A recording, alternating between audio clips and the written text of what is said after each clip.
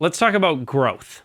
And when I say growth, it's normal to think about the growth of your channel, the growth of your number of followers, views, likes, comments, shares, all those kind of metrics. But in amongst that, we also have to talk about your growth as a creator and my growth as a creator. And it's interesting to look back on the early content that I made, because at times it frankly feels a bit embarrassing.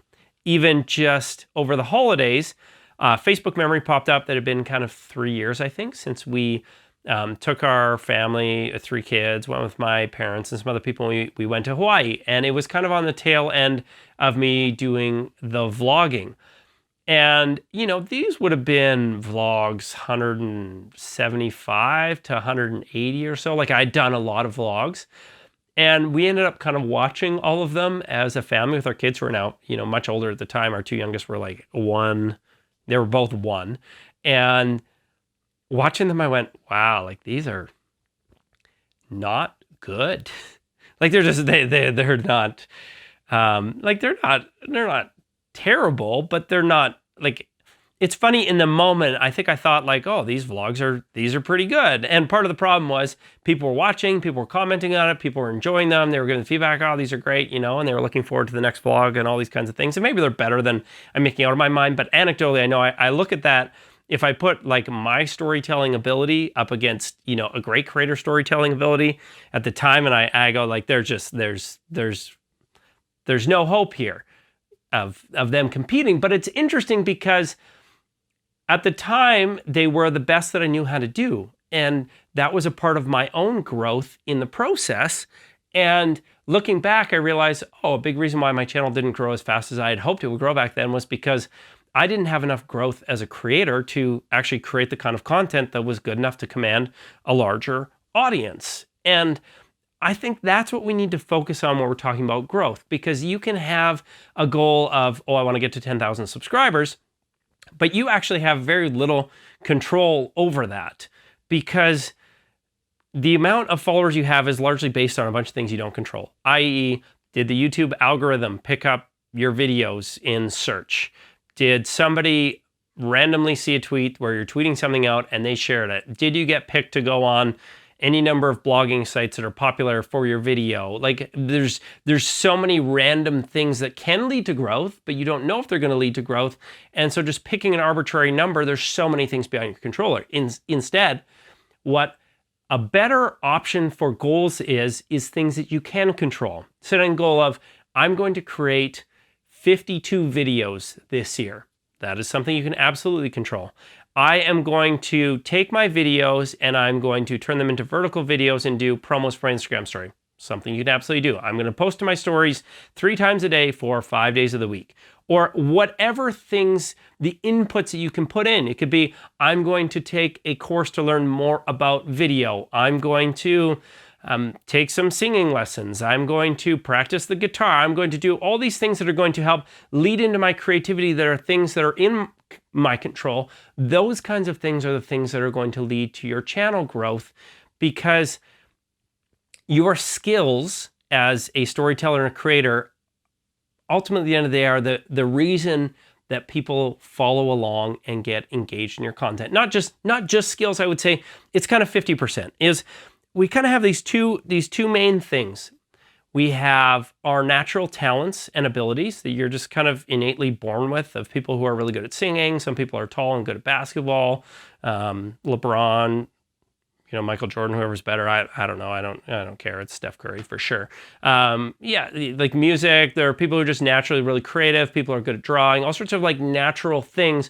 But even your natural abilities, you have to put in effort and work and practice to take those abilities and make them world class. And so a guy like LeBron, if he never played basketball, he can't just show up when he's 18 or 19 and go, hey, I want to be in the NBA. No, like he had natural talents and abilities. And when you invest in those natural talents and abilities, then the growth really took off. And that's a really big part of growth, is you having self-awareness to know what you're good at and what you're not good at. But on the other hand, oftentimes we don't know what we're good at or not good at because we haven't invested the time to actually explore whether we are good at them. And there are many people who have overcome not having as much talent or natural ability, but outworking that to be able to find success versus people who are really super talented but a bit lazy and they don't find success. But you investing in that in yourself is the main thing that's going to lead to growth. Because here's what ultimately ends up happening.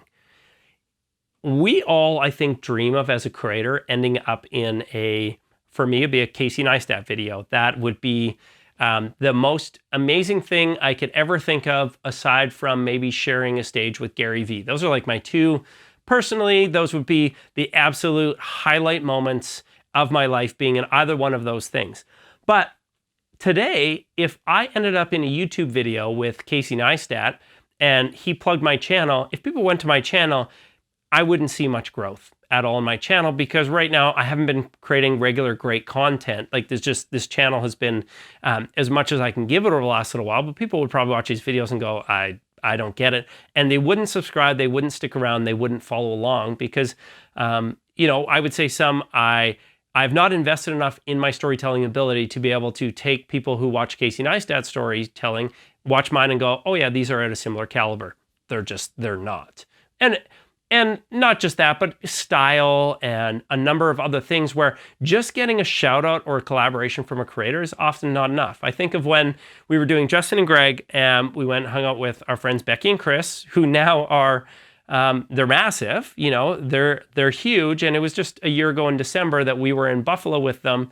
We had planned the trip beforehand, and then Chris ended up making a video with Peter McKinnon.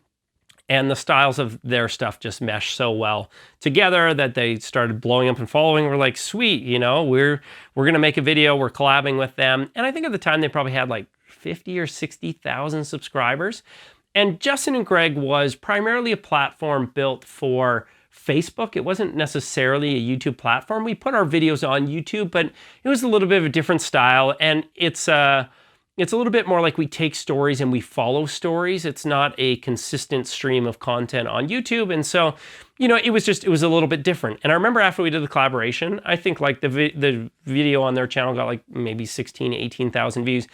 And I think we got in the end, maybe 10 to 15 subscribers, maybe. Like that was about it. Like really nothing came from it. You would think, hey, we like 15, 16, 18,000 views of people. And like personality wise, I think we click really well with Becky and Chris, and we get along, we're fun, we're hanging out, but there wasn't a translation because our content was different. And it just wasn't, if you're following it for the pure video quality, it's on a different, like theirs is on a different planet because that's what they invest in. And ours was it was different. And so just getting that shout out didn't suddenly launch our YouTube. There has to be alignment, and there has to be a similarity in both skill, talent, ability, and style for something to actually be able to take off.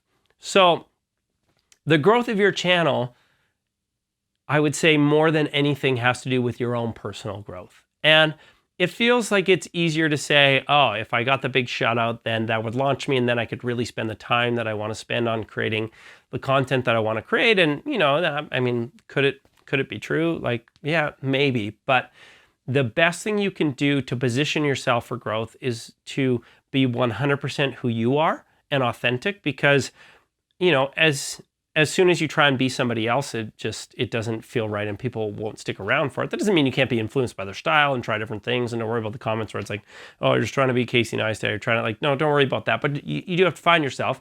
But then you have to invest the time to getting better and better and better and better.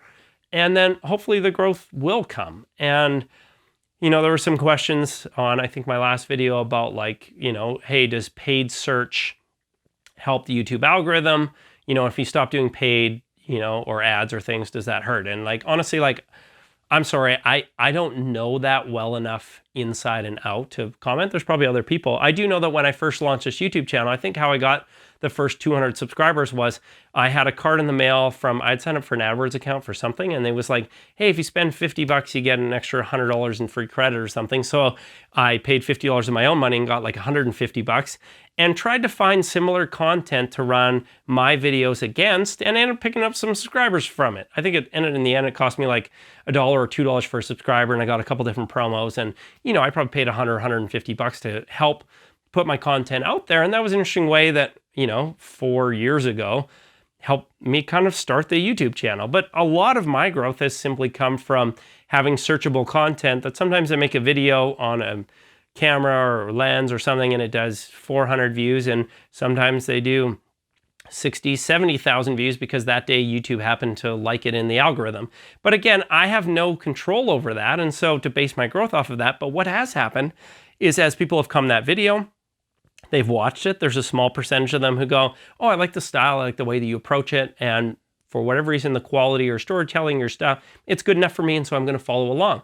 But I would say not as many people subscribed off my early YouTube tech videos as they did off the middle ones where I was putting time in and more personality and putting effort in, and I'd grown as a creator. And so, that's what it takes to be poised for growth. And I would say focus on that stuff more so than just always trying to hack attention or try and get people to collaborate with you, or, that stuff's fine. And I would say it's good practice, but you do know that you have to put in the time to develop yourself as a creator to grow.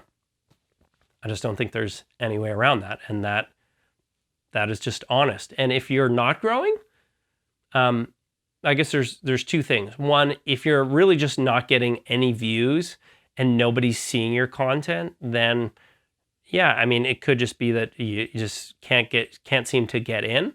But I would say if you're getting 100 views or even 25 views on a video and you're looking and seeing, oh, there's a bunch of people who aren't subscribed and they're not subscribing to me, is continue to challenge yourself to get better, because those percentages of how many people subscribe to you based on how many people watch your content should continue to grow as people investigate your library and they're really struck by something. And so I think everybody has the opportunity to grow, because it's pretty rare that you don't get 5 to 7 to 8 to 10 views. But it also is brutally hard to grow in the beginning, because when you're small, you just don't get the momentum that you do as you continue to grow larger. And so early on, yeah, you got to find ways to try and hack that attention, offer a ton of value to other people, to, try and get the views out there and lean on family and friends. And, that's fine. Do stuff locally, partner with businesses. Like there's lots of ways to, find more eyeballs, but just make sure that you don't come out too early, I guess, in a sense, meaning make sure you have some depth of content and that your content is good before you just, cash all your best chips. But on the other hand, you just got to go for it. So I don't know, that feels weird and rambly, but the truth is that growth is not easy. There's no way to hack it. Don't set your goals around growth numbers, set it around things that you can control, inputs that you have. And that's going to give you your best chance of growing. And then you got to catch some breaks sometimes. And sometimes that happens. Sometimes it doesn't, but just keep getting out there and swinging. Yeah. Okay.